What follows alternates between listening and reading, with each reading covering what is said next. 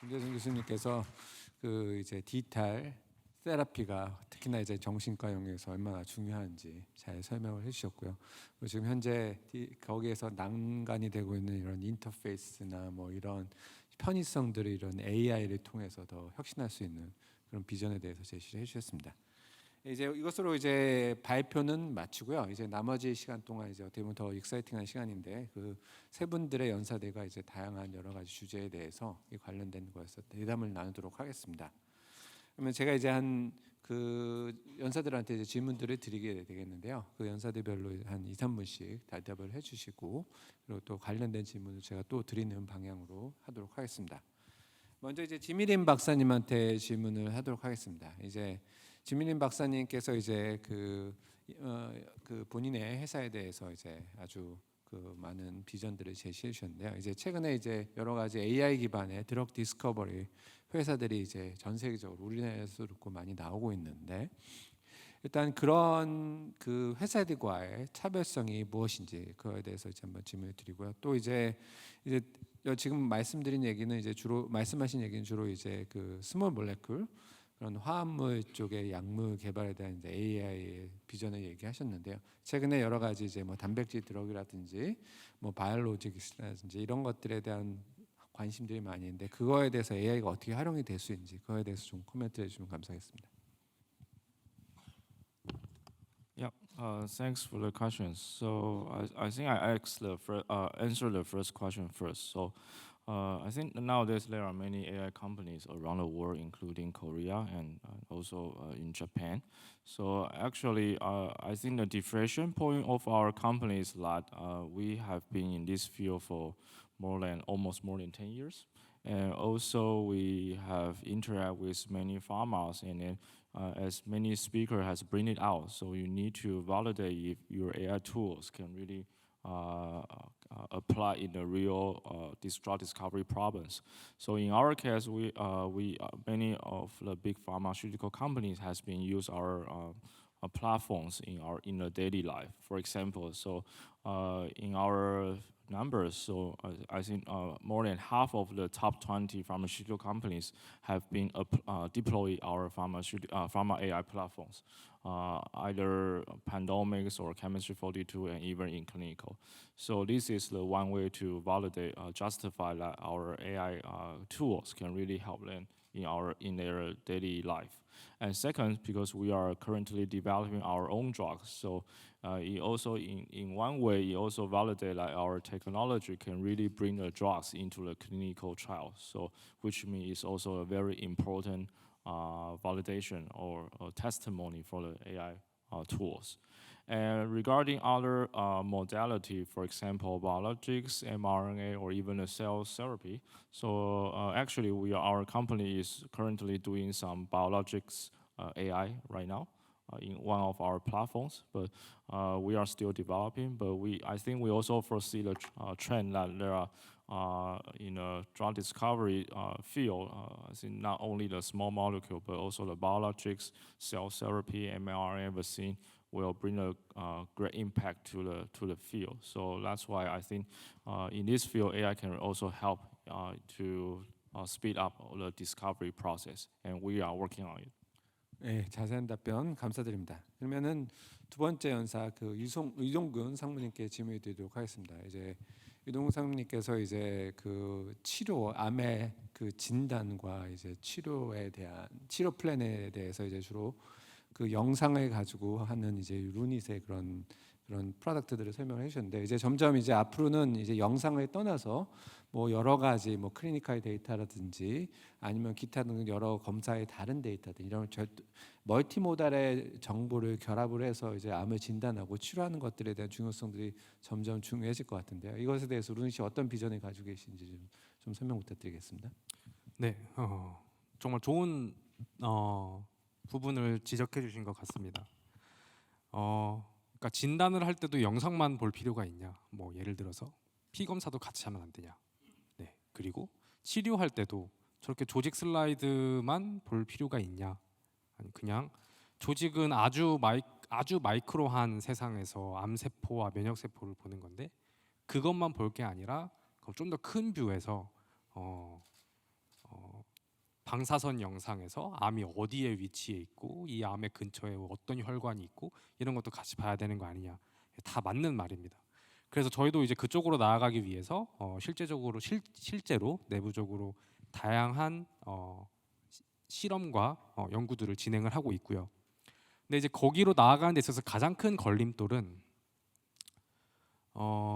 그런 데이터를 얻는 것이 굉장히 어려운 일입니다. 왜냐하면은 병원에 사실 데이터는 굉장히 많습니다. 병원에서 그러니까 진단을 받은 사람이 다른 테스트를 한 경우도 많고, 혹은 치료를 한 사람이 그 치료를 하기 위해서 굉장히 많은 영상들을 또 촬영을 하게 됩니다. 그래서 병원의 데이터가 사실 많은 건 사실인데 그게 다소 좀 주먹구구식으로 관리가 되고 있고, 거기서 이런 가치 있는 AI 모델을 만들기 위해서 필요한 데이터를 추출해내는 작업 그 자체가 아주 큰 허들입니다. 네. 이거는 저희가 하기에도 힘든 일이고 병원에서 도와주기에도 또 굉장히 힘든 일입니다. 그래서 좀 앞으로는 병원이 조금 더 IT 기술과 좀 더 친숙해지고 그 병원 내부의 데이터를 조금 더 잘 올가나이즈해서 잘 정리해서 갖출 수 있는 그런 인프라가 앞으로 조금씩 발전을 하고 병원들이 그런 걸 좀 더 받아들이게 된다면 그런 멀티모달을 이용해서 지금보다 훨씬 더 정확한 그런 진단 및 치료 AI를 개발하는데 아주 좋은 환경이 될 것 같습니다. 예, 결국 이제 허들은 그런 기술적인 거라기보다는 멀티모달 데이터를 잘 정제된 데이터를 모으는 것이 이제 허들이고, 그것을 이제 극복하기 위한 여러 노력들이 이제 병원과 그리고 또 기업체가 같이 이루어져야 될 거라고 얘기를 하신 것 같습니다.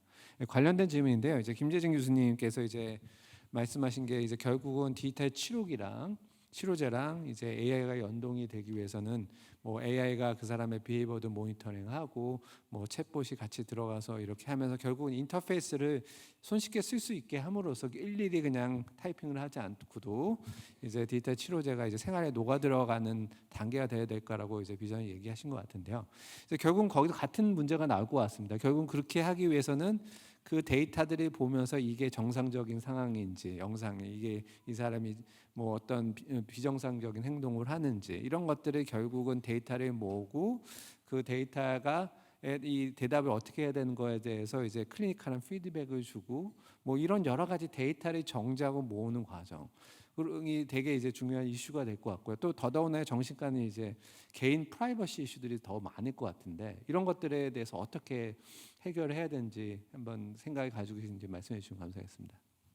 예, 결국은 그 데이터 보안 이슈하고 관련된 문제에 귀결이 되는데요. 사실 이 조금 다른 어떤 보안 그러니까 개인 정보랑 관계 없는 분야보다는 아무래도 상당한 한계가 있을 걸로 예상을 합니다. 그 알파고가 이제 지금 알파고를 이길 수 있는 프로 기사가 없다고 합니다. 이제 뭐 랭킹 세계 1위도 이제는 알파고를 못 이기는. 근데 그렇게 그 알파고가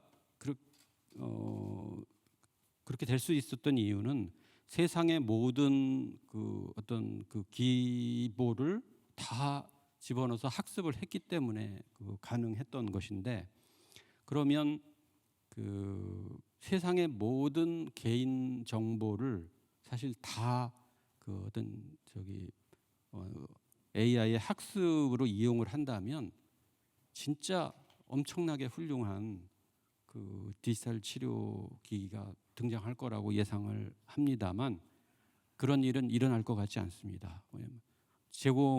그런 소스를 제공받을 수가 없어요. 그 보안 이슈 때문에 그렇죠. 지금 아까 디지털 피노타입, 그러니까 디지털 표현형 말씀드렸는데, 우리 그 핸드폰에 온갖 모든 내 정보들이 다 들어 있지만 사실 알기가 어렵습니다. 그러면 AI 개발하는 회사들에서 그거를 이제 받아서 사용할 수 있느냐? 그럼 굉장히 한계가 있습니다. 그 제공을 안 하거든요. 그러니까 특히 그 삼성폰은 그래도 웬만큼 그 치료적으로 이용할 만큼 조금 제공을 하는데 애플은 전혀 제공을 안 합니다. 그러니까 이론적으로는 참이그뭐 스마트폰 이용을 해서 이런 디지털 표현형을 이용을 해서 좋은 치료를 해야 되겠다 싶은데 그 애플에서 제공을 안 하니까 할 방법이 없어요. 그래서 애플 사용자는 그런 그 어떤 치료제를 사용할 수가 없게 되는 거죠. 이런 그 개발상의 이슈가 있고요. 또그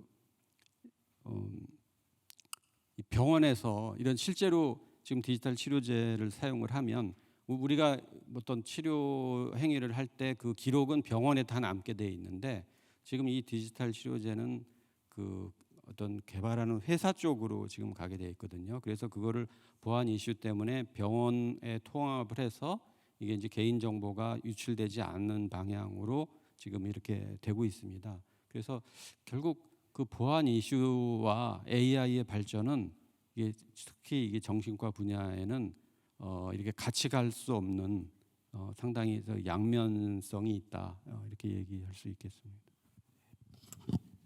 예, 저희 보안 이슈가 결국은 AI에서 중요하게 넘어야 될 허들이라는 점을 잘 짚어주셨습니다.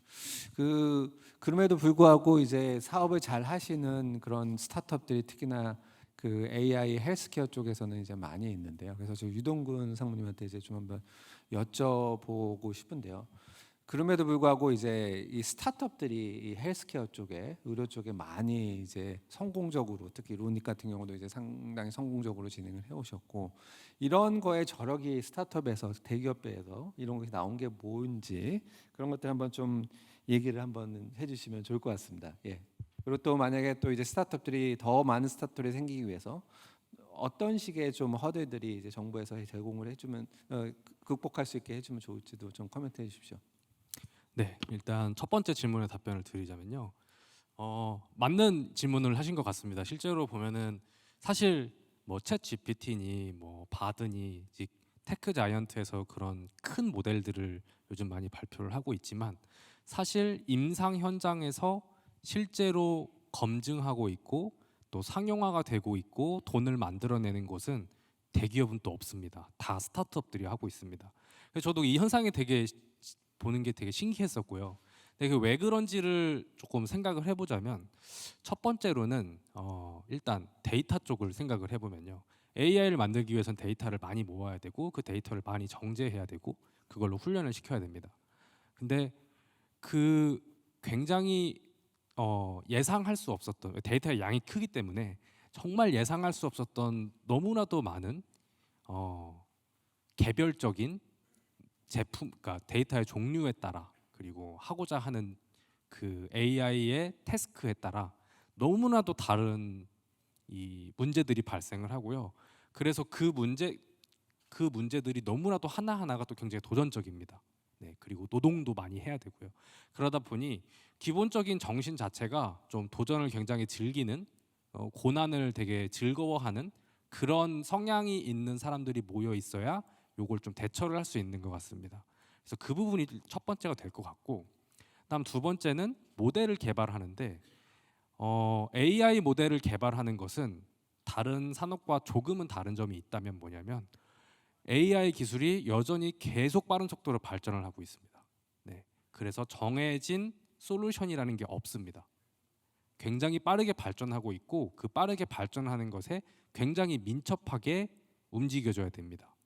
그래서 대기업은 아무래도 덩치가 크다 보니까 뭐 모델을 하나를 바꾸기 위해서 많은 프로세스를 거쳐야 할 텐데 저희는 뭐 어떤 학회에서 어떤 논문이 새로운 논문이 나오고 어떤 모델이 소개됐다라고 하면은 저희는 굉장히 빠르게 그걸 다시 한번 적용해 볼 수 있는 거죠. 그런 민첩성이 또 굉장히 중요합니다.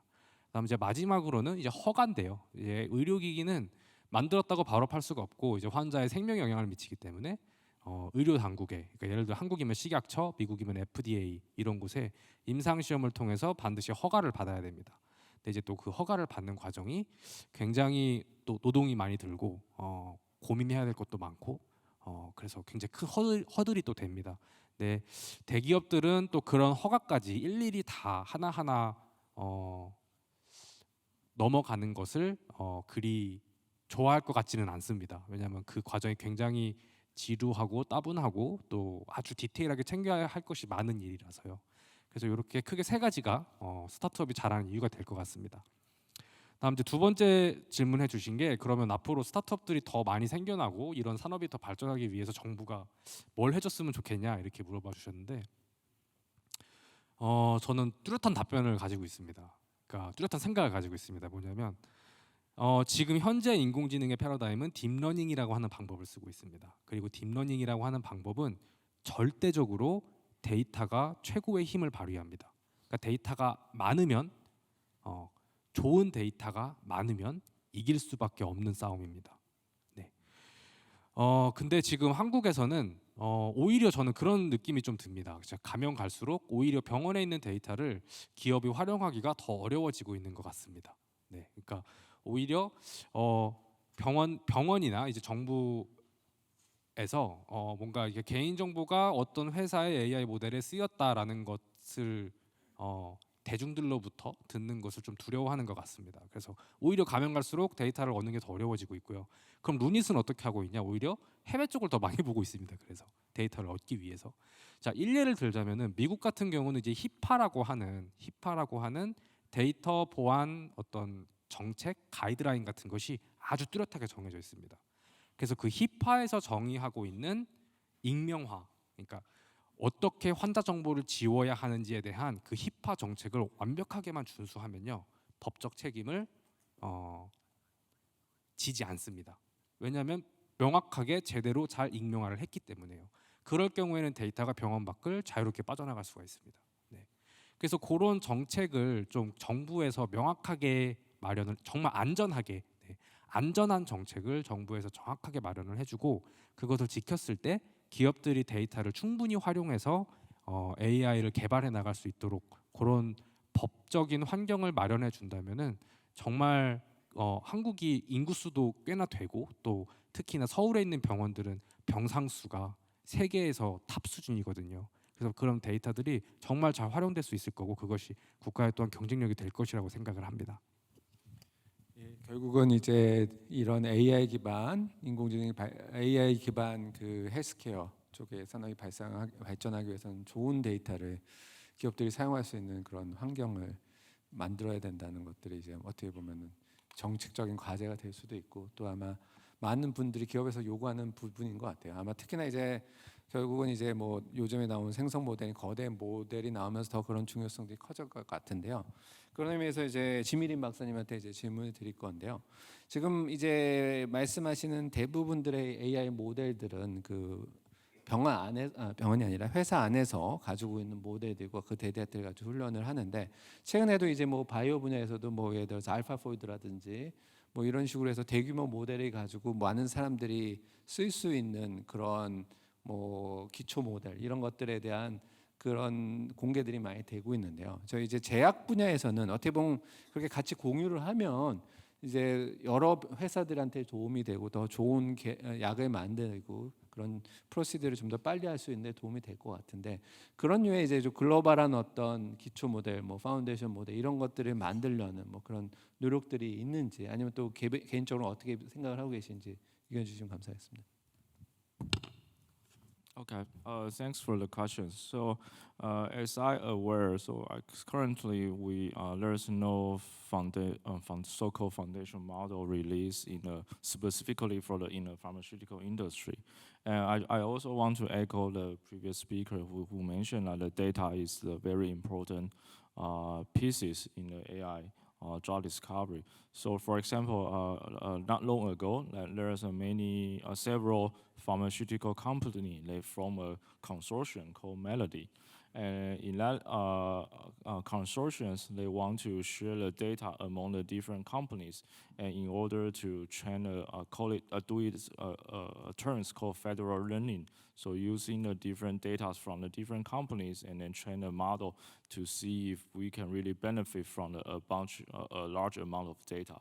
So as I recall, so in that consortium, it's a 3 years project, but the whole company, the different company, they spend about like 2.5 years to think about how do they share the data among different companies. So they build the structures and then and make the data anonymous, so there's no privacy issue, and then the A company won't know that the data is from the B company, so on and so forth. And then the results from this consortium is that they really find out that the more data you use for training the model, especially in prediction, ADME talks or pharmacokinetics, it will really will be beneficial to the model. But what I'm saying that in the pharmaceutical industry, actually it's a very conservative industry, not like other IT industry at all. So as the speaker just mentioned, even every hospital has its own data, but it's really hard to get access to it. So what my view is that I think at least in the near future, I do not see that the sharing data, this kind of consortium or the activity will come out again. But I think more and more pharmaceutical companies will try to leverage their own data and then to build very big models. For example, leveraging some large language model which has been open source. And so they can use these open source foundation models and then plus their additional data internally to train a model in order to solve their problems. I think this will be the trend in this industry. So, but of course, as a biotech, as patients, everyone have some disease. So we want the whole pharmaceutical industry to really open up their database, so that everyone can, like biotechs or researcher, can really access to their database and train a model to solve the different problems. So this is our hope.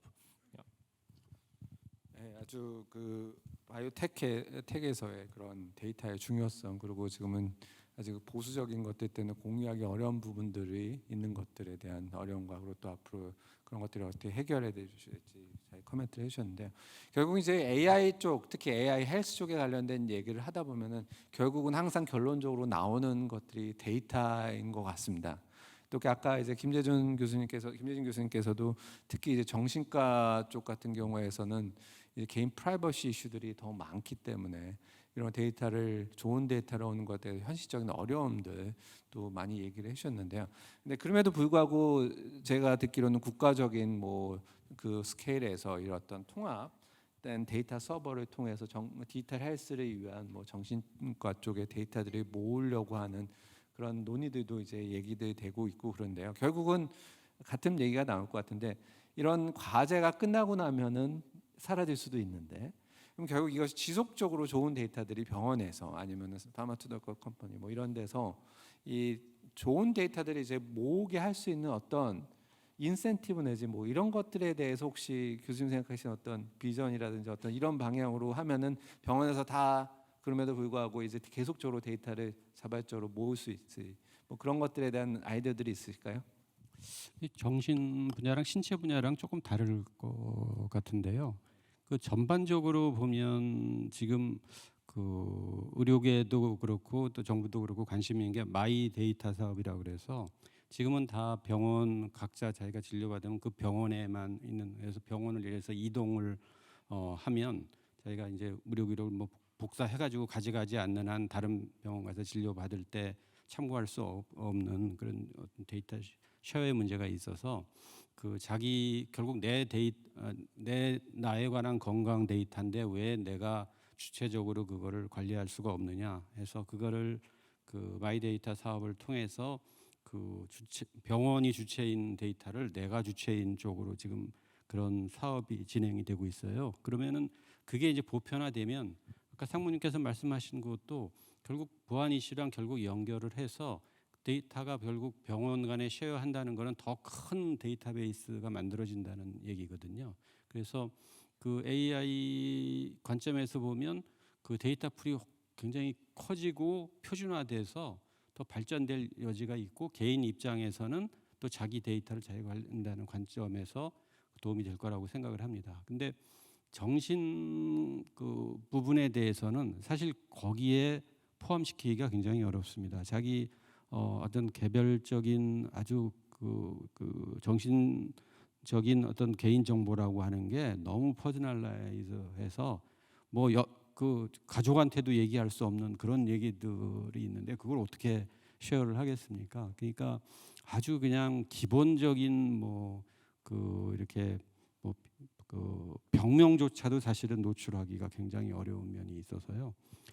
그래서 그 일반적인 그 신체 질환하고는 좀 이 보안 이슈가 좀 차원이 달라서 마이데이터 사업을 해도 아마도 제가 생각하기에 정신질환 부분은 빠질 거라고 예상을 합니다.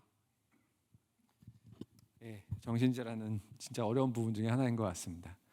예, 그러면 이제 마지막으로 저희가 이제 특히나 한번 마지막 질문들을 공통으로 다 한번 드리게 될 것 같은데요.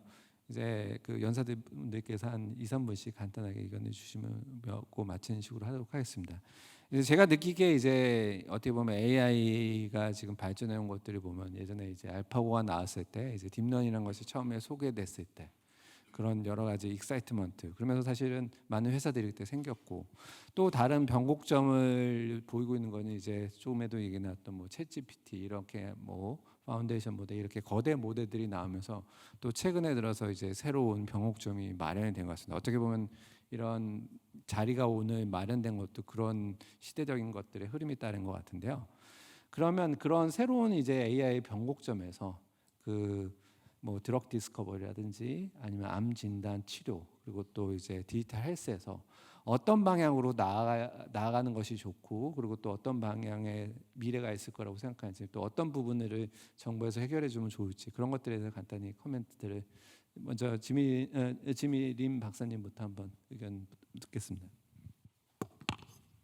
Yes, I think we have witnessed the very many good things in AI, as for example ChatGPT and the thing that it brings to us. So what we envision in this AI drug discovery field is like we already seen that the AI power in a preclinical stage, as I mentioned in our company, like we really saved from 5 years to less than 2 years in order to put the drugs into the clinics. So from our perspective, I think we already seen the AI power in the preclinical stage.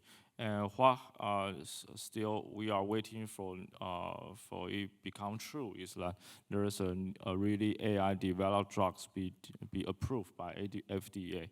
Probably our compounds now in a phase 2, and there are also other assets pipelines in a clinical trial already as well. So I think only when we see some AI developed drugs has been approved by FDA, we can really make a conclusions that the AI can really bring a great impact in the drug discovery. And also, on the other hand, we also think that in the clinical stage, there is still a lot of things that we can do that AI could help. For example, to select the best patients, or like diagnostics, for example, can really shorten the process in the clinical stage development. For example, select the best patient, and then also increase the clinical trial successful rate. I think there are still many things can do. From my opinion, we are still we haven't seen a turning point or inflection point of the AI in drug discovery. But please stay tuned. I think it will happen soon. 네, 감사합니다. 그러면 유동근 상무님 부탁드립니다. 네, 제 생각에는 챗 GPT를 한번 예를 들어보면요. 원래 옛날에는 번역기 모델이 따로 있었고, 그리고 대화형 모델을 또 따로 연구하고 있었고요. 그런 것처럼, 네. 그런데 지금 챗 GPT라는 것이 나왔는데, 그건 번역도 되죠. 번역해달라고 하면 번역해주죠. 그리고 대화하고 싶을 때 대화도 할 수 있는 거죠. 이제 그런 거를 저희가 보통 이제 파운데이션 모델이라고 부릅니다. 아주 매시브한 양의 데이터를 모아서 그걸로 특정 목적을 두고 학습하는 게 아니라 그냥 이 데이터로부터 그냥 지식을 습득해라라고 비지도 학습이라고 하는 테크닉을 이용해서 학습하는 것. 그렇게 해서 만들어진 모델은 정말 다양한 태스크를 완벽하다고 볼 수는 없지만 정말 다양한 태스크를 기본적으로 할 수 있는 능력이 있게 됩니다. 그러면은 우리가 필요한 무언가가 있을 때 그 파운데이션 모델이라는 것에서 시작을 해서 우리가 필요한 무언가를 더 특화시킨 모델로 발전시킬 수가 있습니다. 그랬을 때 아주 좋은 성능을 달성할 수 있게 됩니다. 그래서 이런 식으로 앞으로 AI가 계속 발전해 나가게 될 겁니다. 그래서 헬스케어도 저는 마찬가지라고 보는데요. 지금은 루닛을 예로 들어보면요. 폐암 검출하는 AI 따로 만들고 유방암 검출하는 AI 따로 만들고 또 치료 바이오마커 모델을 또 따로 만들었습니다. 근데 이렇게 하는 것은 그동안에 했던 방식으로 앞으로도 미래를 대처해 나가기에는 지속 가능하지가 않습니다. 왜냐하면 너무나도 많은 병이 있고 너무나도 다른 새로운 종류의 데이터들이 있기 때문이고요. 그리고 서로 다른 태스크가 연관이 없느냐? 연관이 있습니다. 폐암을 진단하는 것과 폐암에 좋은 치료를 제시하는 것은 아주 밀접한 연관이 있습니다만 지금 현재는 진단 모델과 치료 모델이 완전히 독립적으로 분리되어 있습니다. 그래서 결국은 헬스케어도 하나의 파운데이션 모델을 만들어야 하는 방향으로 가야 되고요. 그래야지 더 극적인 예측 효과, 극적인 어떤 정확도 같은 것을 획득할 수 있는 방향이라고 생각을 합니다. 근데 문제는 뭐냐면 파운데이션 모델을 학습하기 위해서는 정말 많은 양의 데이터와 또 정말 많은 양의 서로 다른 모달리티, 텍스트 모달리티, 비주얼 모달리티 이런 것들이 다 있어야 됩니다. 그러기 위해서는 이제 이 병원 저 병원에서 우리 이런 데이터 필요하니 같이 연구해보지 않을래요? 이런 어프로치가 아니라 그냥 이 병원 데이터 전부다, 저 병원 데이터 전부다 이런 식의 어프로치로 가야지 파운데이션 모델을 시도해볼 수 있는 스케일이 됩니다.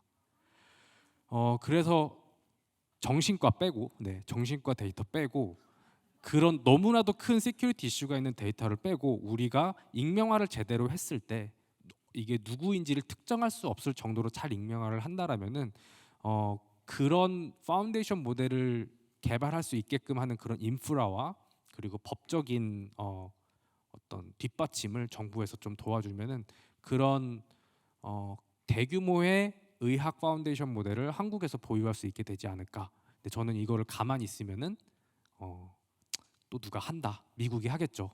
네. 그러면은 언젠가는 또 그걸 사서 쓰겠죠. 그렇게 되지는 않았으면 좋겠습니다. 예, 저는 아주 현실적인 얘기를 마지막으로 한번 드리고 싶은데요. 그 AI 사모님께서 말씀하신 아까 보여주신 AI 같은 예를 들어서 가슴 엑스레이 사진을 찍어서 발견 못하던 거를 AI가 발견을 하는 어떤 획기적인 기술 굉장히 보기에 좋습니다. 그러면 그게 나중에 실제로 이게 이렇게 병원에서 이용을 하게 되면 예를 들어서 엑스레이 찍어서 판독하고 그동안 예를 들어서 1,000원을 냈다. 그러면 AI가 한 100원을 추가를 해야 됩니다. 100원이 200원이 될 수도 있고. 그러면 우리 소비자 입장에서 환자 입장에서 보면 그냥 엑스레이 찍었을 뿐인데 1,000원짜리가 갑자기 1,100원, 1,200원짜리가 된 거예요. 그러면 엄청나게 많은 사람들이 그 엑스레이를 찍겠죠. 근데 그 발견하는 그 사람은 1,000명 중에 1명, 그리고 나머지 999명은 그냥 100원 낸 겁니다. 그래서 분명히 경제적인 이슈로 보면은 이게 AI가 도입됨으로써 의료의 어떤 그 질은 올라가지만 경제적인 부담은 또 가중이 된다. 그런데 엑스레이만이 아니고요. 신체 모든 분야의 영상 진단은 다 AI가 지금 이제 개발이 돼서 엄청나게 많은 AI 의료기기가 지금 진단기기가 지금 도입이 되고 있습니다. 그만큼 의료 비용이 상승할 거예요.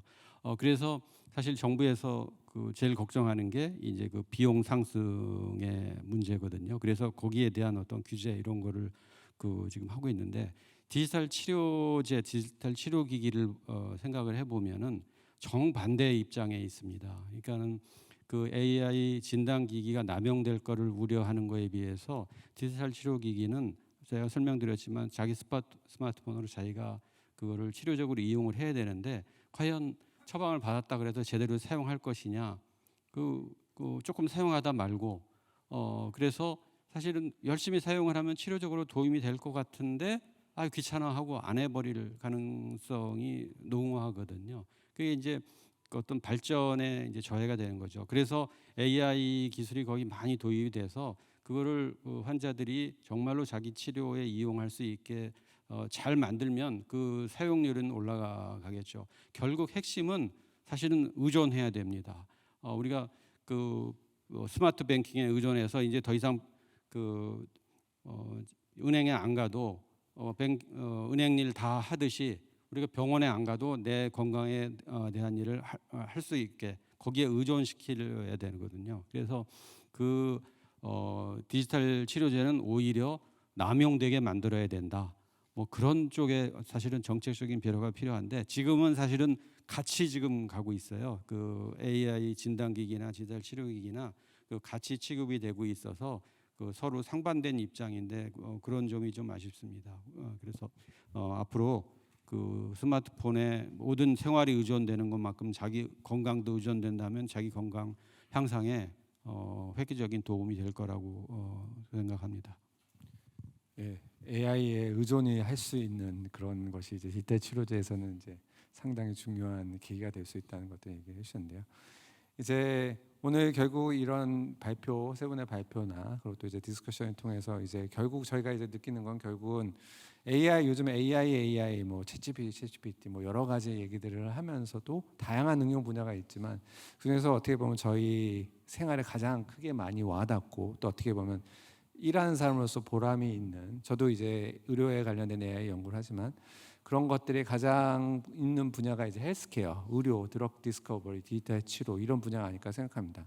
특히 이런 과를 통해서 이 AI를 통해서 AI의 그 폐가 있는 다른 분야와 달리 이제 직접적으로 건강을 증진하고 또 사람의 수명을 연장하고 그 삶의 질을 이제 발전하는 식으로 이제 AI가 같이 이제 휴먼 들어올 수 있다고 하면 앞으로도 이제 AI가 나아가야 될 그 중요한 분야로서 헬스케어가 더 발전할 거라고 생각이 들고요. 그런 것들에 대해서 많은 좋은 비전들을 제시해 준 것 같습니다. 예, 그럼 이것으로서 오늘 의료 세션에 AI의 활용에 대한 연설과 대담을 마치도록 하겠습니다. 예, 참석해 주신 여러 청중들 다시 한번 감사드립니다. 그리고 또 스피커들 감사드립니다. 다시 박수 부탁드립니다.